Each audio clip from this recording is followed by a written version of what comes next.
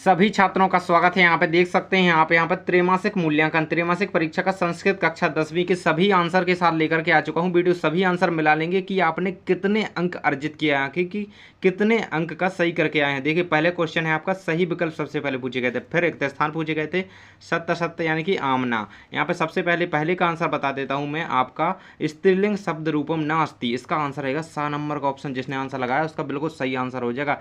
हमने बहुत सारे क्वेश्चन बताए थे पिछली वीडियो, इंपॉर्टेंट क्वेश्चन हम बताते हैं। टेलीग्राम जरूर से ज्वाइन करें, टेलीग्राम पे ऐसे हम वीडियोस डालते हैं, आपको वहाँ पे इंपॉर्टेंट पीडीएफ प्रोवाइड कराते हैं, टेलीग्राम जरूर ज्वाइन करें, है ना। यहाँ पे देख सकते हैं आपको पहले के आंसर हो जाएगा रामः। रामः जिसने आंसर लगाया उसका बिल्कुल सही अंक रहेगा, सही आपका क्वेश्चन रहेगा। यहाँ पे पूरे अंक आपको मिलेंगे, एक भी अंक आपका करने वाला है नहीं। इसके बाद देख सकते हैं रामय रामय इत्यस्मिन् पदे विभक्ति वचनम नास्ति ना चा अस्ति है आपका तृतीय बहुवचन। जिसने आंसर लगाया है उसका सही आंसर यहाँ पे हो जाएगा। इसके बाद देख सकते हैं फल शब्दस्य द्वितीय विभक्ति बहुवचनम अस्ति, इसका फलम फलानी फले फलाए फलानी, इसका आंसर हो जाएगा फलानी, है ना। इस प्रकार से आपका इसका आंसर रहेगा। अगला क्वेश्चन है आपका बालकः शब्दस्य षष्ठी, है ना। बालकः शब्दस्य षष्ठी विभक्ति एक वचनम रूपम भविष्यति, बालकस्य बालकेन बालकम बालकई, इसका आंसर रहेगा आपका बालकस्य। जिसने आंसर लगाया है इसका उसका बिल्कुल सही आंसर हो जाएगा। आपको एक भी अंक नहीं कटेगा यहाँ पे, ये सभी यहाँ पे बताए जाएंगे। हाँ सभी आंसर बता रहा हूँ मैं, बिल्कुल मिलाते जाइए अपने जो भी आपने लगाए हैं। ये भी बताएं कमेंट बॉक्स में कि आपने कितने अंक के आपके सही करके आए हैं, कितने आपके गलत हुए। कोई बात नहीं, अगले पेपर की तैयारी कीजिए। यहाँ पे देख सकते हैं अधुलिखितेषु अव्ययम पदम नास्ति अत्र एव अधुना मंडलम, अधुलिखितेषु अव्ययम पदम नास्ति, अव्यय पद कौन सा नहीं है इनमें से, अत्र है, एब है, अधुना है, ये तीनों हैं। मंडलम जो है वो आपका यहाँ पे अव्यय पद नहीं है, मंडलम अव्यय पद नहीं होता, है ना। ये तीनों अव्यय पद हैं, तो आपको यहाँ पे अव्यय पद ये याद रखना है। अगले में पूछा गया अधुलिखितेषु अव्ययपदम अस्ति, तो देखिए इसका आंसर तो आपको पहले क्वेश्चन में दे दिया है। तो ये अव्ययपद नहीं है, तो ये अव्ययपद तो है, ये भी है, ये भी है, तो ये तो इसमें ही दिया गया है। तो अव्ययपद में से पूछा गया कि इनमें से कौन सा है, ये रहेगा आपका आंसर। ये आपका अव्ययपद है, ये तीनों अव्ययपद नहीं है, है ना। इसके बाद देख लेते हैं आपके नीचे के आंसर, यानी कि आपके रिक्त स्थान, इनके सभी के आंसर बता रहा हूँ, जल्दी से मिला लीजिए और चैनल को सब्सक्राइब जरूर कर लें। अगला आपका जो विज्ञान का पेपर है ना, और जो पेपर रह गए हैं सभी के लिए इंपोर्टेंट क्वेश्चन इसी प्रकार से लाऊंगा और आते रहेंगे, है ना। भूतकाले खालिस्थान लकारः भवति लट लंग, है ना। इसका आंसर रहेगा आपका लड़, है ना, लंग रहेगा आपका इसका आंसर। ये वाला जो दूसरे नंबर का आपका है इसे आपने इसमें भरा है, तो आपका आंसर सही रहेगा। इसके बाद देख सकते हैं लंग लकारस्य उदाहरणम खालिस्थानस्ति पठन्ति अपठत, इसका आंसर क्या हो जाएगा आपका अपठत। अपठत यदि आपने आंसर लगाया है तो आपका बिल्कुल सही आंसर हो जाएगा अपठत, है ना। मैं आपको सभी के आंसर लिखे लिखे दिखा दूंगा अभी, लेकिन मैं अभी आपको एक बार बता रहा हूँ। लट लकारस्य उदाहरणम खालिस्थानस्ति पठस्यति पठाति पठति, पठति आपका आंसर हो जाएगा, पठती आपका आंसर हो जाएगा। पठती आपने लगाया तो बिल्कुल सही उत्तर है आपका। इसके बाद देख सकते हैं अगला क्वेश्चन है आपका गम धातु, गम धातु रूपम खालिस्थान भवति गच्छति बवदति, तो गच्छति में आपकी गम धातु होती है, गच्छति में होती है गम धातु, इसका आंसर रहेगा गच्छति, है ना। इसके बाद है आपका निर्वासिता पद खालिस्थान उपसर्ग अस्ति, निर्वासिता में उपसर्ग क्या है, तो निर बहुत ही सरल पेपर आया है, सरल क्वेश्चन है। निर्वासिता उपसर्ग आपको पता है कि आगे लगते हैं, निर्वासिता ऐसे बोलिए निर्वासिता, निर निकल रहा है ना, बस आपका आंसर है।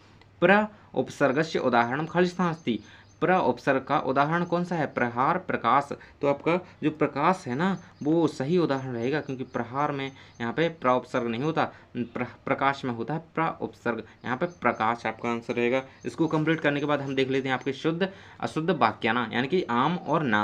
यहाँ पे पहला आपका क्या रहेगा, सत्य रहेगा, असत्य रहेगा। पहले मैं आपको इन दोनों के आंसर लिखे लिखे बता देता हूँ, ये रहे आपके आंसर। देख सकते हैं पहले के आपके आंसर रह गए, ये पहले के आंसर मैं आपको बता चुका हूँ। इसके आप स्क्रीनशॉट लेकर के मैच कर लीजिए अपने, आपने क्या लगाए हैं। ये रहेगा पहले के 6 के 6 आंसर, ये रहेंगे आपके दूसरे के 6 के 6 आंसर, इन्हें कंप्लीट करके आप मिला लीजिए। इसके बाद हम देख सकते हैं आपके नीचे दिए गए हैं क्या, शुद्ध अशुद्ध वाक्याना, इनको हम देखेंगे, इनके आंसर देखेंगे। ना आमना, है ना, आमना आमना होती है ना आपकी। यहाँ पे देख सकते हैं पहला आपको दिया गया सूर्योदय, सूर्योदय शब्द से विच्छेदम सूर्य प्लस उदय ना अस्ति, ना अस्ति ना कहा गया है ना, तो आपका ये ना रहेगा, क्योंकि ये तो सही था, है ना रहेगा ये, है ना ना। इसके बाद है विद्यालय इत्यस्मिन् पदे दीर्घ संधि अस्ति, आम रहेगा, है ना आम। इति उक्त संधियुक्त पदम संधि युक्त पदम। इस प्रकार से आपके आंसर दिए गए हैं। मैं आपको सीधे दिखा देता हूँ क्यों आपका टाइम वेस्ट हो, है ना। तो जल्दी से ये देख लीजिए, आपका टाइम वेस्ट नहीं करूँगा, आपको अगले पेपर की तैयारी करनी है। ये रहे आपके आंसर। इनके आंसर जरूर से यहाँ पे सभी याद तो कर लेने ही, अगली परीक्षा में भी काम आएंगे, है ना। और ये सुनने में आ रहा है कि आपको आपके जो है वो इस तिमाही के परीक्षा के अंक है ना, जो 5 अंक, वो आपके जुड़ने हैं वार्षिक में। तो आपको अच्छे से पेपर देने चाहिए। देखिए मैं तो ये सजेस्ट करूँगा, आपको इंपोर्टेंट क्वेश्चन जरूर से पढ़ने चाहिए बार बार, और आपकी परीक्षा की अच्छी तैयारी के लिए। ये सभी आपके कंप्लीट हो गए, मैंने आपको ये बता दिया है ना। ये रहे आपके सभी के आंसर, ये आप अच्छी तरीके से देख लीजिए, आमना पूरे कंप्लीट रहेंगे। इसके बाद है आपके उचित युग्म मेलनम करो। तो आपकी सही जोड़ियाँ जो हैं, मैं आपको सही बताया, बालक टाप, है ना। 9th में भी ये आई है बालक टाप, है ना। तो कई बार ये वही के वही पूछ लिए जाते हैं ना। इसके आंसर मैं आपको बता देता हूँ, नीचे आपके आंसर मैं दे रहा हूँ, देख सकते हैं। सही जोड़ी के आंसर बिल्कुल सामने सामने उत्तर लिख दिए हैं मैंने सभी, यहाँ पे देख सकते हैं। आपको अच्छी तरीके से ने कंप्लीट कर लेना है। आपने मिला लीजिए कि आपने सही किए हैं और गलत हो गए आपके, कोई बात नहीं, गलत हो गए तो यहाँ पे दुखी मत होइएगा। अगले पेपर की तैयारी कीजिए और अच्छा उसमें कीजिए, है ना। यहाँ पर रहेंगे आपके इस प्रकार से आंसर। इनके आंसर यहाँ पे दिए गए हैं। पहले का रहेगा बालिका, सेकंड का क्रीडितम गत्वा भूमो रामम गहन कानने। इस प्रकार से आपके आंसर सभी दिए गए हैं। ये रहेंगे आपके आंसर, इन्हें अच्छी तरीके से आप मिला लीजिए, आपने कौन से आंसर लिखे हैं। ये रहा आपका क्वेश्चन पेपर। यहाँ पे देख सकते हैं आपके अगले जो क्वेश्चन हैं, यानी कि अगला आपका क्वेश्चन कौन सा था, एक वाक्य शब्द में उत्तर लिखिए। एक वाक्य शब्द में आपको कौन से उत्तर लिखने थे। तो पहला क्वेश्चन दिया गया था, अति दीर्घ प्रवासः पदे विशेष्य पदम अस्ति। अति दीर्घ प्रवास में कौन सा विशेष पद है। बहुत ही इंपोर्टेंट क्वेश्चन है, बोर्ड परीक्षा में तक ये बार बार आता है, और ये सेकंड तो बहुत ही बार पूछा गया है ना। तो इसके आंसर देख लेते हैं, हम आपको आंसर बता देते हैं इनके।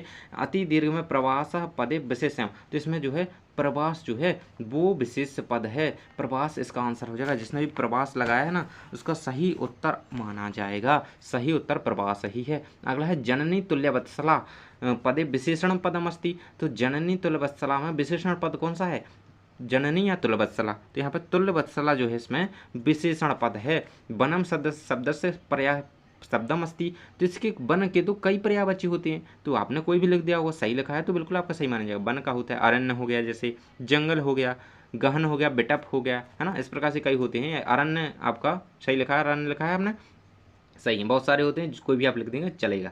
अरण्य इसका आंसर रहेगा।